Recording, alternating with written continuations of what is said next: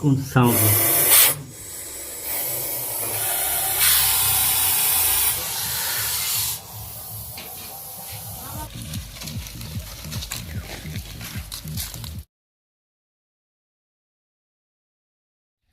Hello everyone, welcome back to Reptopedia. আর আমি আপনাদের রেপ্টোপিডিয়া চ্যানেল থেকে জয়দেব মজুমদার। আশা করি আপনারা সবাই অনেক ভালো আছেন। তো অনেক সময় ভিডিও করতে আসলে কিন্তু অনেক সময় কাউকে আনা হয় না, ব্যস্ত। আর বিশেষ করে আজকে হোলির দিন হঠাৎ এখন চলে আসলাম। এটা আমার বাড়ি থেকে প্রায় 19 কিলোমিটার দূরে।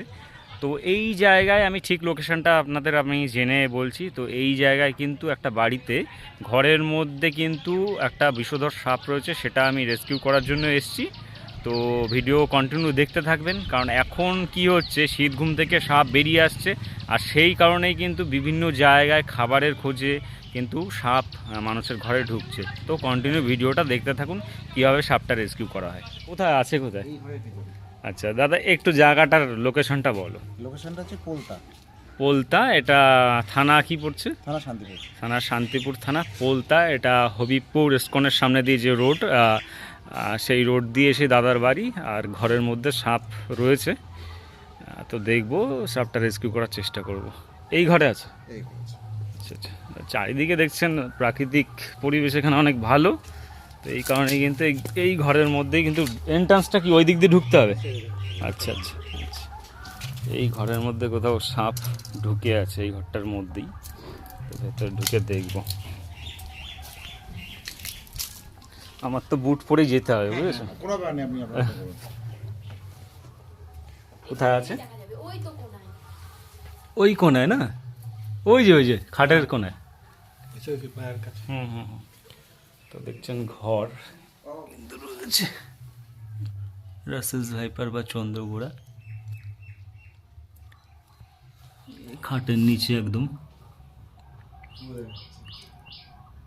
সাপটা কিন্তু দেখে মোটামুটি বেশ বড় সাইজেরই কিন্তু মনে হচ্ছে, আকার দেখে সেটাই মনে হচ্ছে দূর থেকে। তো ছায়া দেখলেই কিন্তু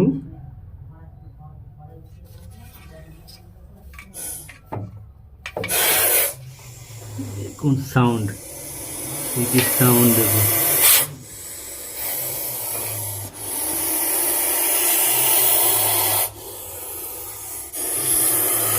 সাউন্ড শুনতে পাচ্ছেন?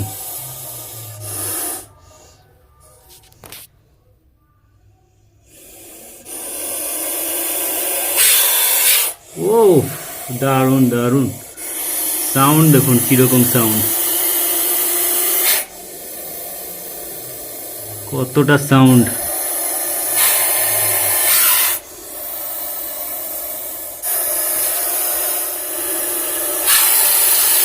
ছায়া দেখে দেখুন খেপে যাচ্ছে।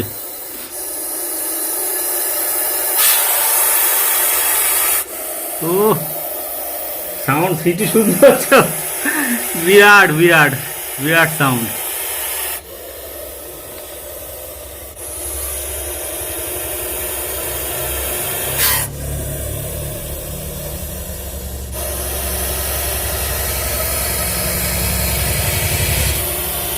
এই সাপটার কিন্তু হিসিং সাউন্ড যেটা রাসেল ভাইপারে যেটা হয় বা চন্দ্রগুড়ার অনেকটাই বেশি, অনেকটাই বেশি। এরকম সচরাচর একটু কমই দেখা যায়। ওকে বের করবো, কিন্তু আমি এই জিনিসটাই দেখছিলাম।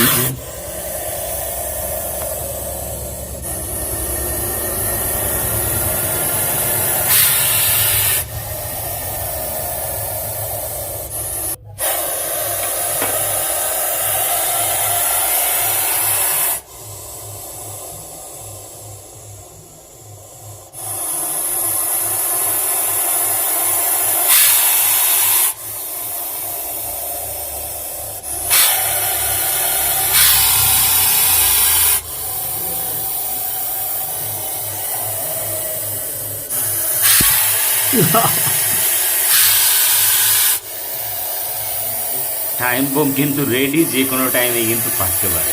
মানে ও কিন্তু স্ট্রাইকের জন্য একদম রেডি।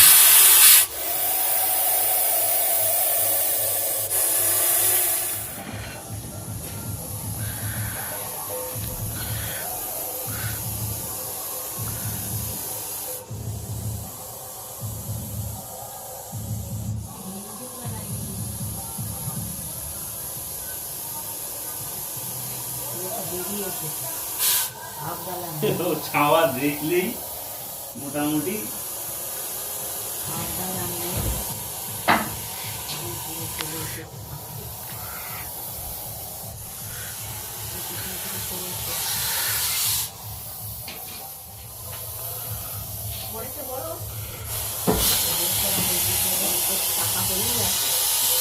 অবস্থায় ওর ভেতরে মিশে যাবে।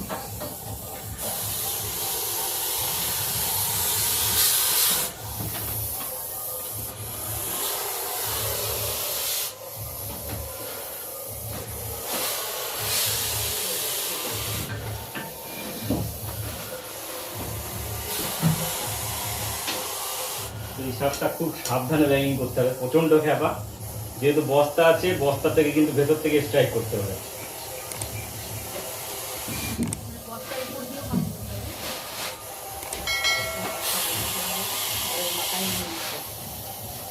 বুঝতে পারছেন এখনো কিরকম টিপি মেরেই যাচ্ছে।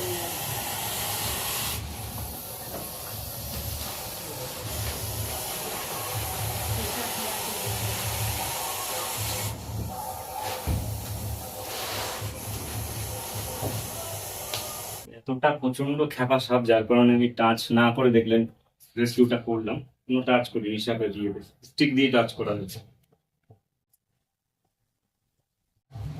সাপ এইদিকে রয়েছে, আমি এই সাইড দিয়ে এটাকে আটকাচ্ছি।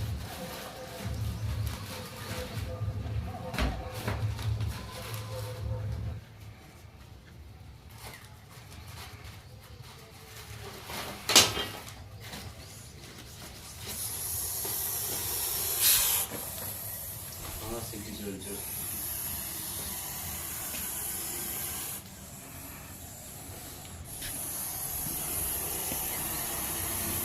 কতটা অ্যাগ্রেশন দেখুন।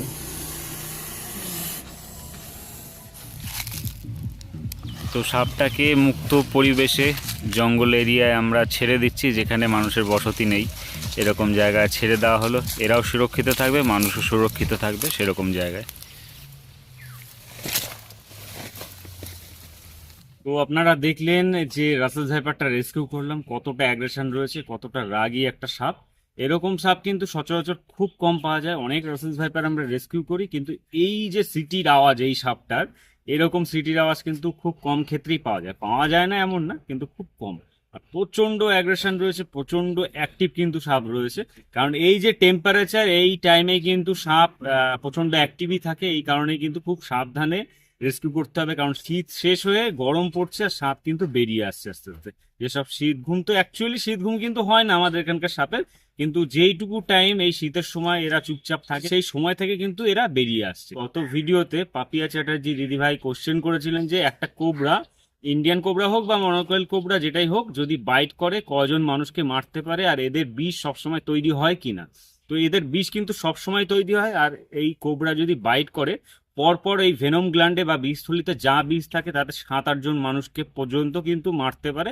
তবে এটা সাপের আকার এবং বয়সের উপর কিন্তু নির্ভর করে। ছোট সাপের কিন্তু ভেনম গ্ল্যান্ডের উপর কন্ট্রোল থাকে না যে সে কতটা বিষ ঢালবে, তার জন্য কিন্তু পুরো বিষ ঢেলে দেয় ছোট বা মিডিয়াম সাইজের সাপ। তো আমাদের ভিডিও, আমাদের ইনফরমেশন কাজ যদি ভালো লাগে লাইক শেয়ার কমেন্ট করে সাপোর্ট করবেন।